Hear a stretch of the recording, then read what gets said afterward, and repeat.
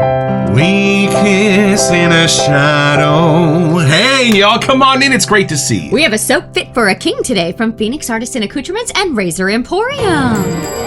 It's a beautiful morning with the Barbershop Duet. Hi, I'm Marcus Klinger with Klinger Vocal Studio. And I'm Sarah Vincent with Sarah Vincent Virtual Pilates. But on Wednesdays and Saturdays. We are the Barbershop Duet. Hey, y'all, come on in. Thank you for finding our little barbershop. If you happen to be here during one of the live premieres, why, come on in the live chat and meet the Whiff Pack, an awesome group of folks from all over the world hanging out. And you know what?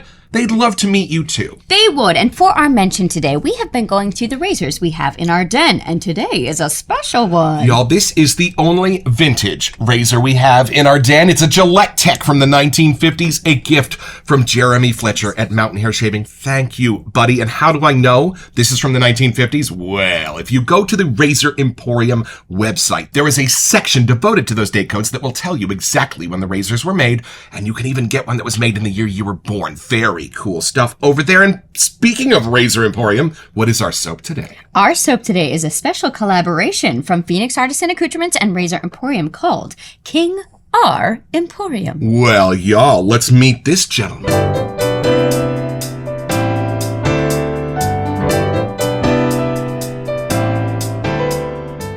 All right, y'all, from the sales page at razoremporium.com. Sourced from Gillette canisters of the 1900s, this scent is a wonderful complex mixture like none other. Masculine and dark, light and sweet. It is reminiscent of a better time.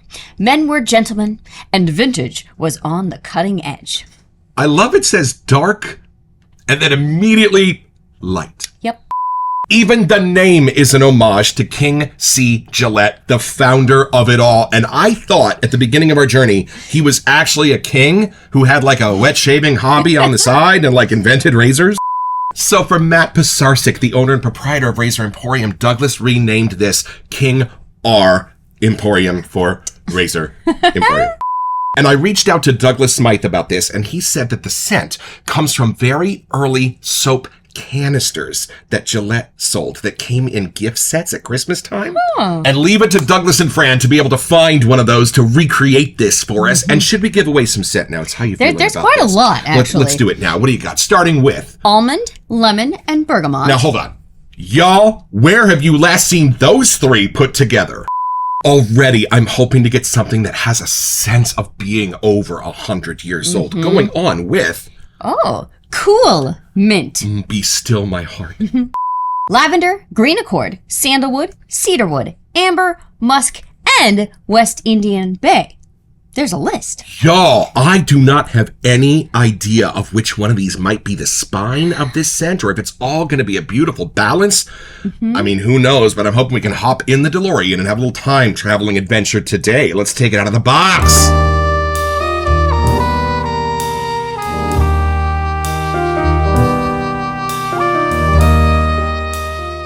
So the cool thing about this scent is once Kiss was sold out in Australia, this is the only PAA soap you can buy that we know of. Please put it in the comments if we're wrong. But this is the only Phoenix Artisan Accoutrements soap that you can't buy from Phoenix Artisan Accoutrements. He makes it especially for the Razor Emporium. And y'all, fair warning, I had to check the page daily. It is usually sold out.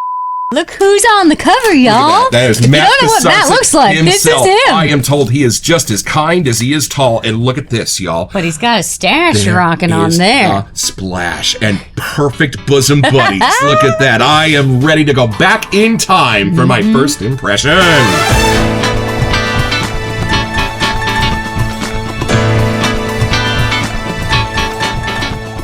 All right, I'm taking it in. Going back in time. Let's see what I can We have find. waited You a ready? long time to get a know. whiff of I this. am so curious about this. Okay, here we go. Oh, This fast. I love this. I love this. And here's why. 4711 or 1147, what is that one called? That's very neroli. That's very ancient to my nose. It goes back 300 years. And what I was really hoping for in this one, and boy, did it pay off in spades. This was going to be the beginning of modern.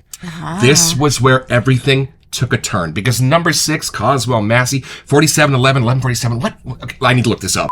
They have a similar vibe. When you hear music or you read a story that was written 200 years ago, you know. So I have been wondering where those scents took a turn from the crazy, spicy, citrusy into what we know now as that modern Gillette, gentlemanly, spicy, maybe musky, florally, minty, modern scents that was so good when it hit. It has yet to actually subside. The Aqua Velva you can still get at Long's Drugs down the street is in this family, and this might be the great grandpappy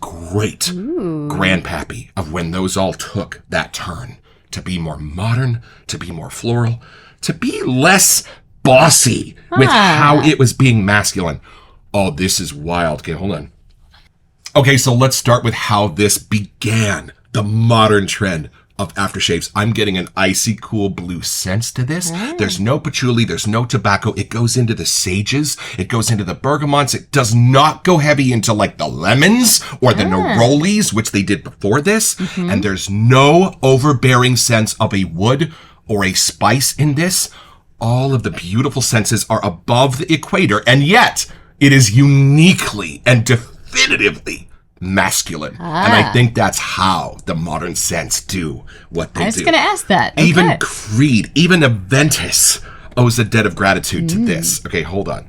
How's the minty action in there? Because it said cool mint. Lovely, and right in the middle. I'm not getting the whole quality of the mint. I'm just getting the cool heart of it, almost like a corn mint. Not enough where if you keep whiffing, you'll be able to identify it as winter mint, peppermint, spearmint. Just that beautiful, almost menthol-y sense in the middle that might have been the beginning of menthol in shaving soaps.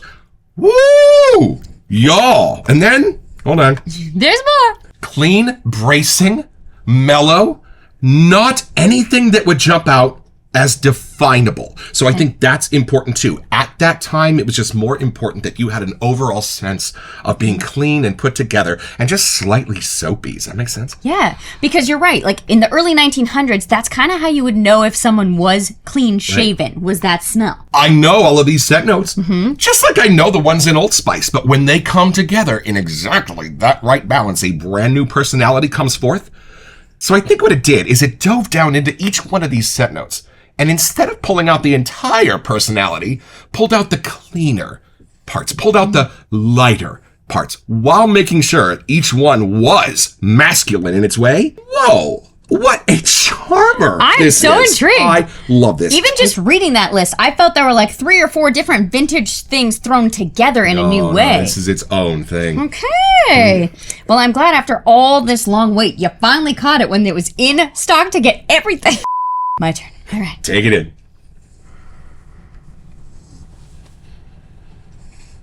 Oh, interesting. Right? Okay. So it is not just an homage to a vintage aftershave. No, it's its own kind of thing. Yeah.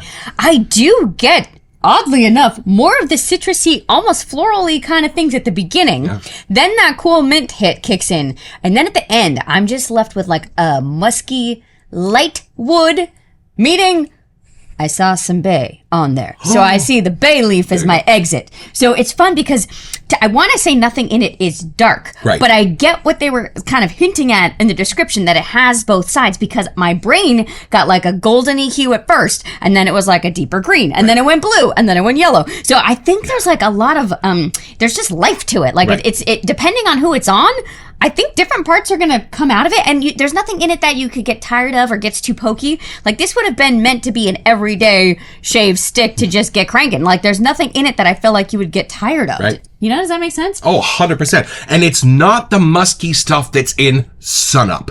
This is different. This is way more clean laundry than Animalic Foxy. This is pretty safe for you, I think.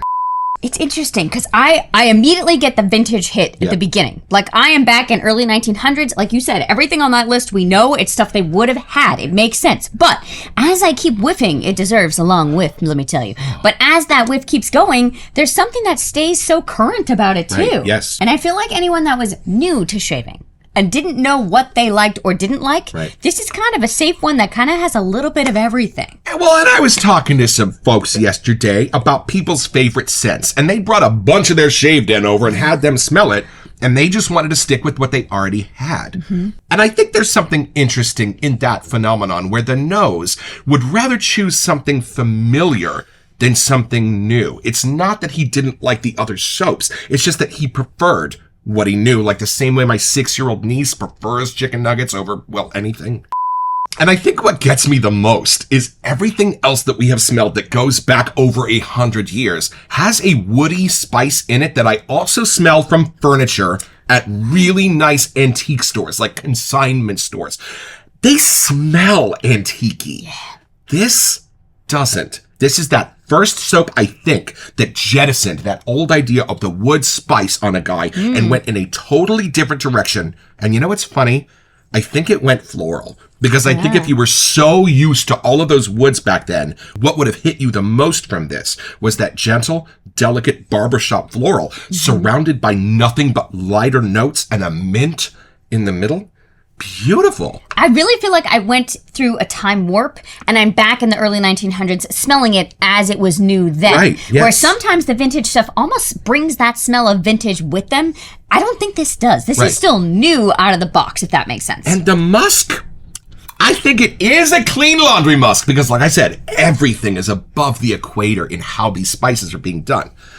However, I think there might be 5% of an animalic in there just for perspective, just so you could maintain the idea of how beautifully clean this really is. Yeah, I don't get the John Frum side of the musk. No. I almost saw, get this aged kind of yellow color in mind. It's not a bright white musk. So there's texture to it. There's layers in there. All right, y'all, I'm just going to smush the soap into the ridges of the bowl so it makes a flat surface so my shaving brush doesn't pull up any chunks. This is my Captain's Choice copper bowl, and this is my Phantom Aerolite brush from PAA. So just wetting the soap is going to get plenty of water in that bowl to start bringing that soap onto the bristles. So, y'all, here's how we make our lather here at the Barbershop Duet. We're going to go one way, we're going to go the other way, we're going to push down for the backbone, and then we're going to rotate the brush. Give those bristles a new orientation to pull that soap up onto them, and then one more time, a third little brush spin. Most of it's going to be gone from the top of the bowl. Now, dive down, get the water. Okay, just re-whiffing this right now. Yeah. I almost got a hint of a green tea. It's not in here, but there's something about how the mint is interacting with the other parts and the bay leaf and the little floral citrusy side. You're right. And where that green tea sense is hitting the bay is waking it up, usually the way that rum does, but it's not. It's using that. Good for you. It's not a green tea, but to just give their idea of where we're at. Might be. There's green notes in there. It said green accord. Y'all. But that's just it, dapper, but beautifully powdery and dry somehow. Yeah. I think you're right. I think there is a green tea note in this. Just that lighter type of a scent. A green tea does not get too dark. That really kind of comes through here. And then where that's meeting that bay and the floral is just making magic. I do feel like this could almost be, it's not, I don't know, you could say, but almost in the Marcus Clean zone. Right. You know? Something minty and creamy in the middle is the way those are coming together. Oh, I love this because for me, it's kind of the bay, the floral, and the mint coming together. But then there's 3 other characters that are filling in those gaps. Again, that original description just makes more and more sense with every whiff. Whoa. And this is something you will only find here in the Barbershop Duet. This is the King R or King C whiff. On 3, 1, 2. Oh, that's nice. Oh, right. Right. It is fascinating how this spreads out. Yes. Now I'm seeing how some of these Tetris pieces are coming together. I almost can smell more of the lighter woodsy stuff in here. The cedar wood. Yes. There's something in there. Right. That back end woke up a little bit more. Nothing wrong with the back end waking up. Not at all gourmandy, but almost in the mint and the citrus. Yeah. I'd agree. It almost, you can tell something has happened both to the mint and the citrus. They're not just straight off the tree. They've either been brewed or something in them has been more of a dried spice kind of happening. There's a different layer to them in a very cool way. And while we don't do shaving here in the Barbershop Duet, we love watching Matt Pasarcik lather his face a lot of times with Parasso White. So we want to show you how this formula coats and covers my moneymaker. Y'all. Look at this. This really is one of my favorite bases in all of the wet shaving world. Would you like a little bit? Yes, I would. I like using this brush too. It is light. It's called Aerolite, and they are not wrong. You know, I'm actually really glad we opened this now. There's something of like an approaching spring or like sunny kind of morning coming through. 100%. This is not a nighttime scent. This is meant to get you out of bed and ready for a happy day. This is awesome. There's a smell of joy. Like, I'm just imagining being a little kid watching my dad shave. If this was what he smelled like, it just smells wonderful. And you know, this is not a scent where a little kid would be like, yeah. No. I think there is something wonderful about a scent where your little son is going to love it too. And you can look at him and say, someday you too will smell like this. Like, on our crowd-pleasing scale, I feel like this is like a 9. 8 or 9. Well, I feel like that's what it was meant to be. Yeah. I feel like each scent note was so delicately crafted to come into this balance. How could it not? Well, and we've talked about this before. They didn't just make 50 of these and put them out with a hollow label. They were making enough to provide the world with shaving soaps that Christmas. So it had to be good, and luckily it is. Why don't we take another look at these scent notes?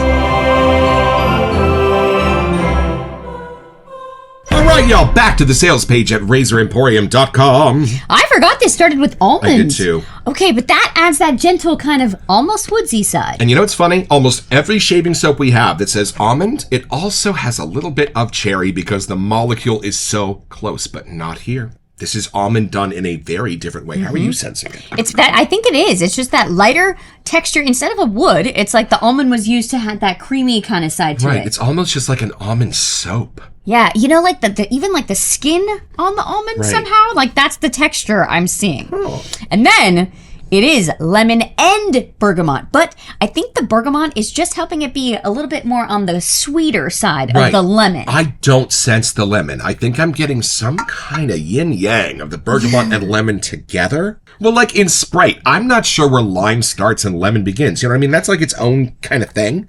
That's what's happening with the citruses here. They're the only two. Those are the only two. Yeah, that's what's happening with the citruses here. Yeah, and I think that's where I almost was getting a hint of a green tea. Right, because often there's a lemon that you'd squeeze into your green tea. And that was mixing with something drier. I think somewhere between the green accord and the amber. Or the cool mint, like something in there. And then lavender and green accord. The lavender is the only floral, but it's funny. I don't get like a traditional barbershop for me poking out of this. No. What do you get?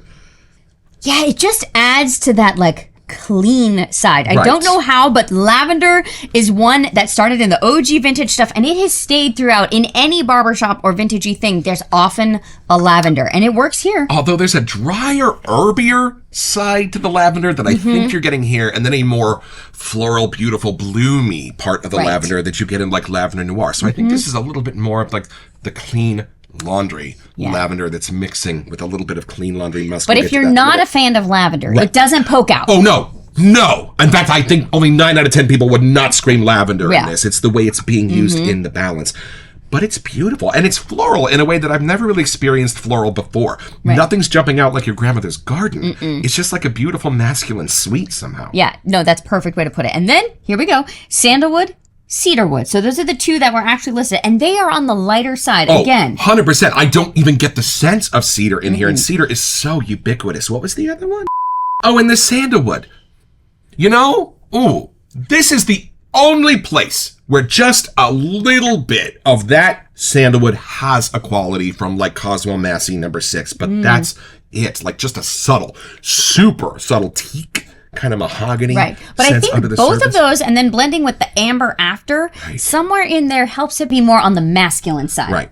And then, you know, I think I'm going to make a proclamation. We have not smelled the splash yet, and usually these questions get answered when we do.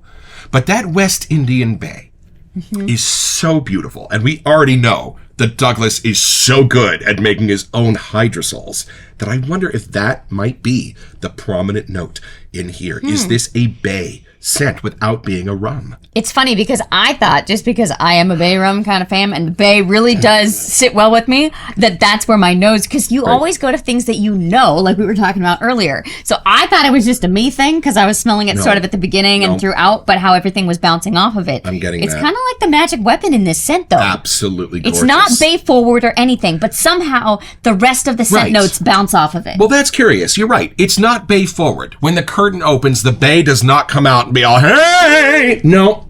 But if I had to look at the ensemble, the tallest member, the handsomest member, the most well-dressed member, the one that everybody else looks to for their dance steps, is Bay. But that makes sense because before there were aftershaves, the only thing you could get to put on your moneymaker was either straight up alcohol or Bay rum.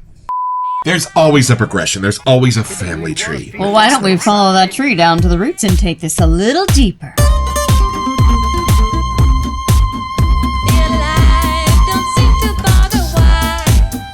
You know what's cool? We live in a Leighton, Parfums de Marley, Creed, Tom Ford universe to the point where is something 100 years old earth-shattering? Well, no. But here's the thing.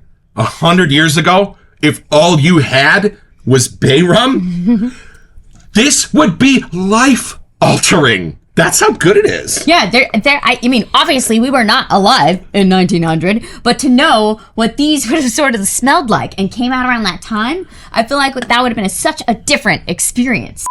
100%. I mean, could you imagine being at McDonald's on opening day? I know we all just think, no, it's McDonald's. But yo, if you were there in Downey, California in the 50s, you were being set free. I noticed the mustache earlier, but I didn't really connect the dots. But I think back in the day, Douglas's used to be how to grow a mustache. So this on the splash says that, but here it says Phoenix Artisan Accoutrements. It's not just vintage, it's double vintage, and it's time to try the splash. All right, I'm going to open this up. Oh, it's the new plug. Here we go. So if you get your finger under this and you pull it up just the right angle, you get this lovely... That's how you know good things are about to happen. All right, would you like a little bit? These restrictors are very cool. Y'all watch this. You can turn the bottle over and nothing comes out. You got to give it a little shake, launch. A little business there first. All right, here we go. Oh, this is smelling different. Hold on. Oh, whoa. This got vintage real quick. Holy crap. That was a change. Okay, remember how I said this was not earth-shattering nowadays? I'd like to amend my former statement. Yeah, she woke up too. What is happening? Oh, okay, hold on. Okay, that amber has a voice now. Let the bergamot wash over you. That's going to subside first and then smell everything going on under that surface. Okay, so all this stuff. Mint? Yeah, the cool mint. I'm getting the amber, all the cedarwood and the sandalwood have a voice now. Whoa. And I don't smell the lavender very much. No. It's out the window. But what is that sweet? What is it standing in for the floral? That's gorgeous. It must be the bergamot lemon side. And it's the green accord. I don't know what that green is. It's not green tea as much anymore. It is way more like earthy, vetiver-ish maybe. But here's the thing. This doesn't even go all that sweet. This goes charming. This goes friendly. This goes jovial. And look at my face. To my nose, 4711 or 1147, whatever it is, and Cosmo Massey, they get bossy. They smell old and they get bossy. They're a little bit of a get off my lawn scent for me. Just a little, but in the best of ways, because I have days where I feel like that and I will put it on. But this is the opposite of that. This is a friendly, jovial Mr. Rogers kind of a scent, and I'm loving how they're doing this. So I know some people like when I throw out colors, so I'm just going to throw it in there. When I smelled the soap, it was more this textured yellow. When I'm smelling the splash, it's much more this greeny kind of a thing that's kicking through, but it's its own green. It's kind of like a textured wood somehow. And where does this make you think you'd wear it? This isn't a beachy thing. It is so not an aquatic. I am staying far away from the seashore. Where are you wearing this? So it's funny because I feel like there's much more of like a textured kind of color, like a wool suit. You know, if you go back to 1900s, I feel like I get a bunch of those kind of textures that are around. Like there's thought into your outfit, but your everyday clothes, you know, you had your pen in your little pocket. Like there was just parts that went with it. Right. There were things back then. Brooks Brothers, Wanamaker's, the Automat. Life was so different, but it was also so much about being dapper. It was so much about the grooming. It was so much about sitting in the Automat with total strangers, having a conversation while you're enjoying your coffee from the mouth of a swan. I feel like, too, you didn't have tons of different outfits. Like, you took care of your clothes. You took care of your things. You wanted to make them last. Hold on. I just found something fabulous in this. Are you ready? Okay. Cedar, but hold on. Very specifically, a sharp number 2 pencil. Take a deep whiff. Are you getting that? Peppery and beautiful and dark. Whoa. I get something more like burnt or kind of coppery or something. So I think what we've decided is it was worth the wait to make sure that this was finally available to get. It is different from any of the other Phoenix stuff we have in our den. Right. Like, I was going to try and give them help with ones we have to, like, give them a lane. I think it's kind of its own thing. It is. Well, and if I'm right, And it is the grandpappy of them all that took us out of the Bayrum era, that took us out of the number 6 era. It's going to be different, but it is still going to have a few little tells that it's 100 years old. What are those tells for you? Ooh, it's funny. I was just thinking, like, I wish both of my grandpas were alive to take a whiff of this. Like, I think they would have thoroughly enjoyed. Like their dads. That right? this, like something like that. But, and I don't know how that's coming through because I get it more in the splash, I'll admit. But even something in here, I think, again, we're back to... There's scents that would have been around then used to make this, and somehow the way they're coexisting are bringing that time zone with them. This is one of those that when I don't know what I want to wear, and as our splash collection approaches 500, that happens more and more often, this would be my pony. Such a beautiful, all-encompassing, clean, comforting scent. And a perfect soap for Matt Pisarcik and Razor Emporium, because one of their subsidiaries is Rex Supply Co., honoring and recreating the golden era of shaving in America, and what a better scent. Right? It even says on there, like, patent pending. So it's funny. It really goes back to, like, the OG idea of everything. It does. It's handwritten. Right? And the King R signature, like, signing off on the patent. It's genius. And you gotta love the handlebar mustache on that guy, right?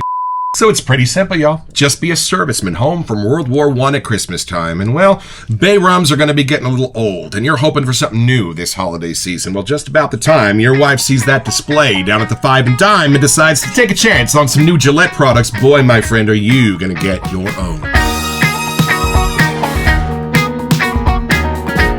So head over to razoremporium.com where you'll find this and all kinds of other stuff I want.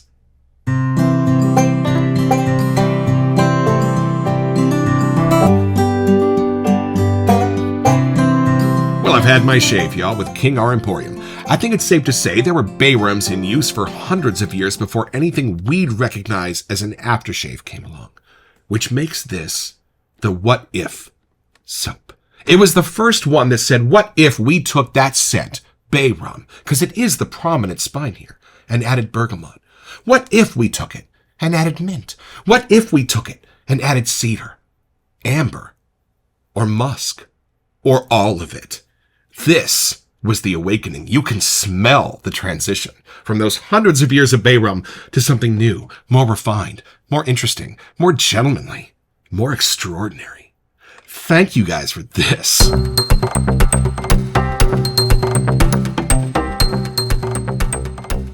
Welcome to Messages. So for our March giveaway, we wanted to give you a chance to get $25 to make Duff Soap Company. It's in Canadian money. How fun is that? And all you have to do to be eligible is send us an email here to WeSentYou@theBarbershopDuet.com so that we can get back to you. It's the only way we communicate about our giveaways. And then check back here on our first April episode to see if you are our lucky winner. Best of luck.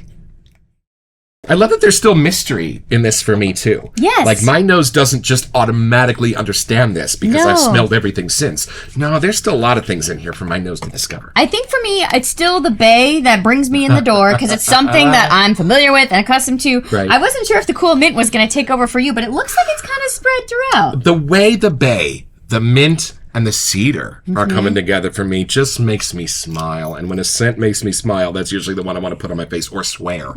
There's something about starting your day with a scent like this. Like, I feel like we don't take as much time in the mornings now. We kind of roll out of bed and rush out the door. There's something about doing a morning shave and having a scent like this that I really feel like you'd start your day giving yourself some TLC with the right foot in front of you. It's going to be a good day. And closing thoughts.